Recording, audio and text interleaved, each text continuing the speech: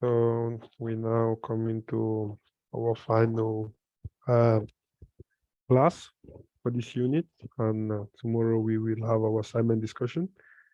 So in this unit, in this class, we're going to be able to create a prototype of human-computer principle. So, one second. Okay.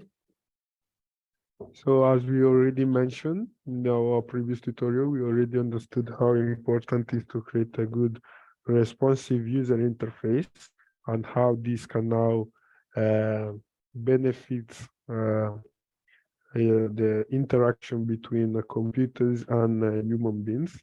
So what we're going to do today, we're going to identify the application requirements for the user interface. So as we can see, there are several tasks.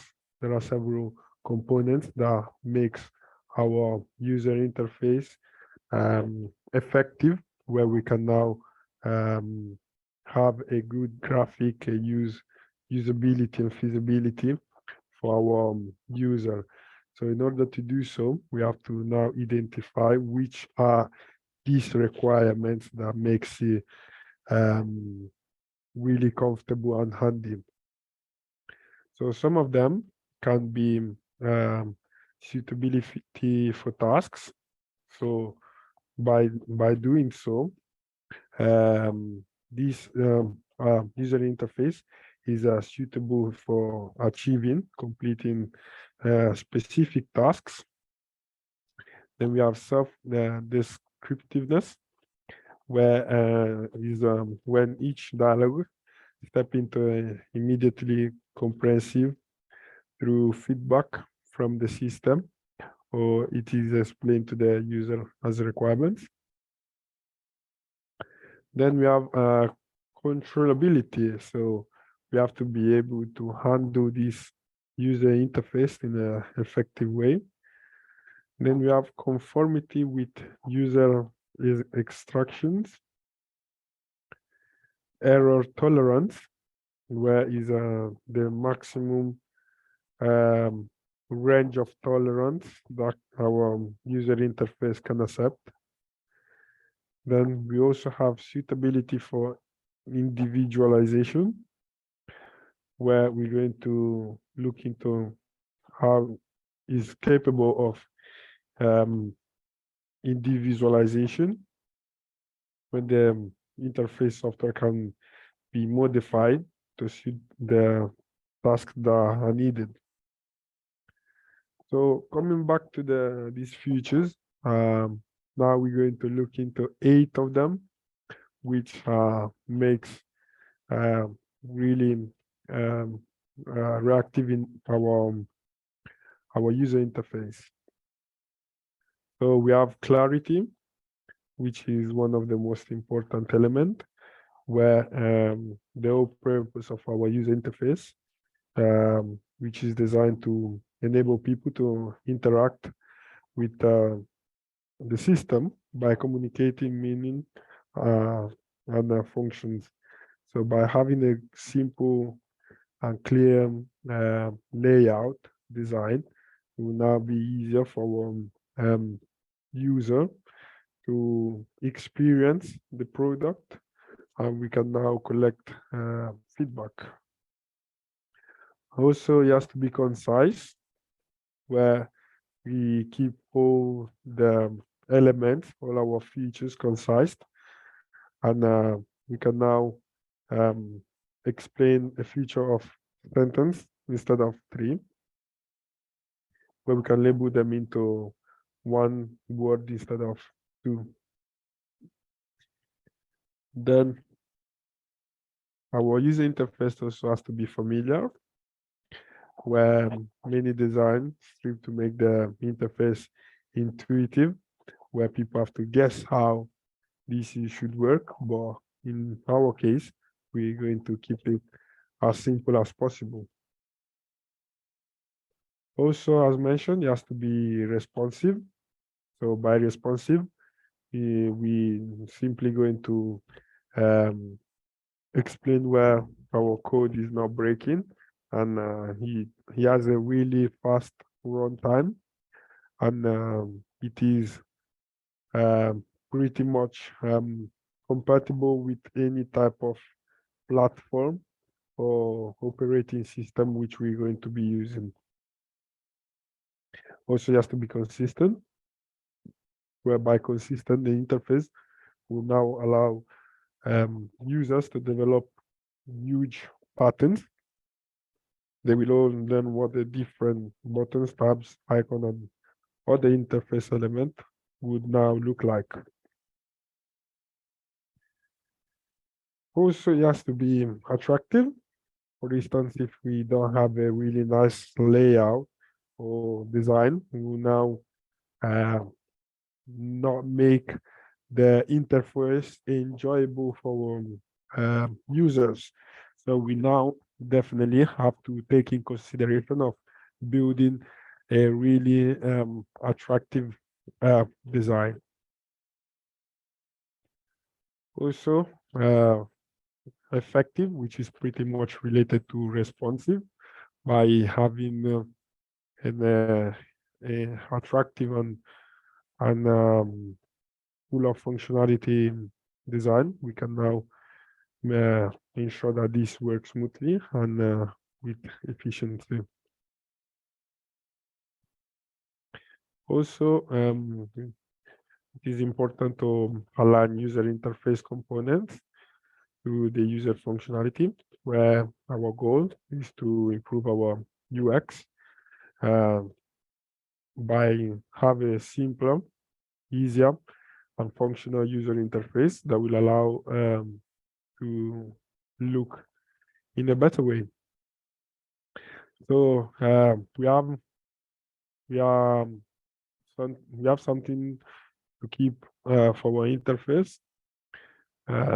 We have to use their functionality. So it has to have use standards where we can establish standards of our software environment, and we can now set goals that we have to achieve for it.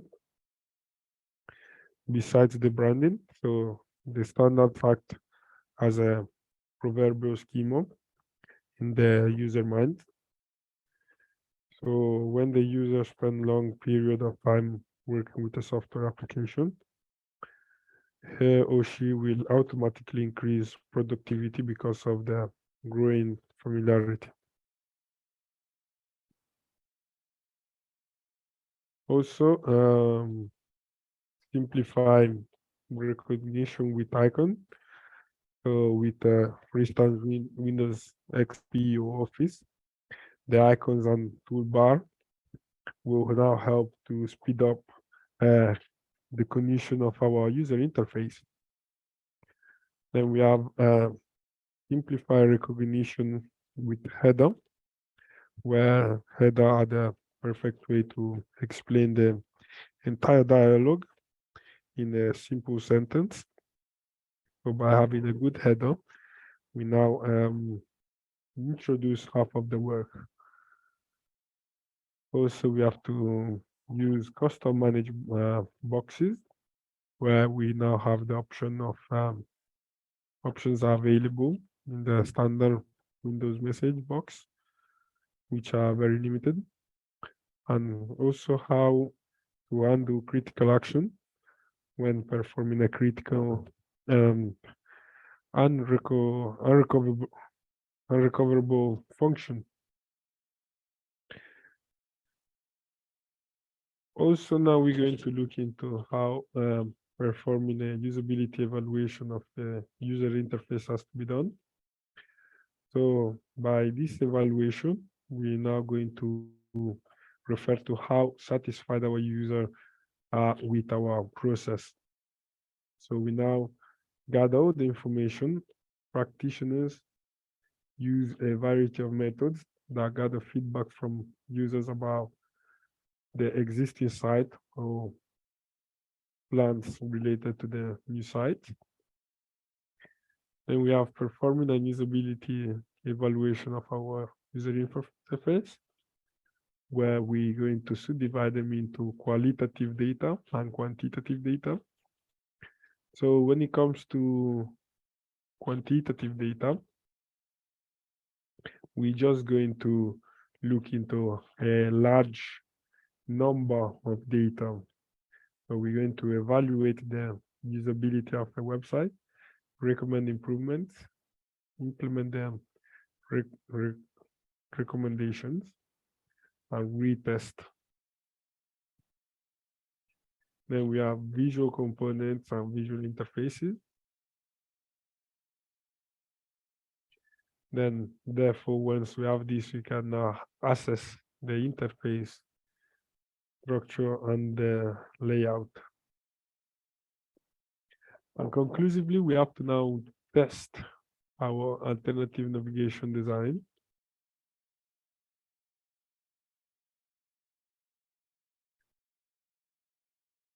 Also, we need to conduct an evaluation of interface accessibility, where this evaluation is somewhat subject with a multitude of diverse requirements that can sometimes seem at odds. Also performing cooperative evaluation of interface design, where after completing our interface on our software, now will be time to evaluate the end design that we can make.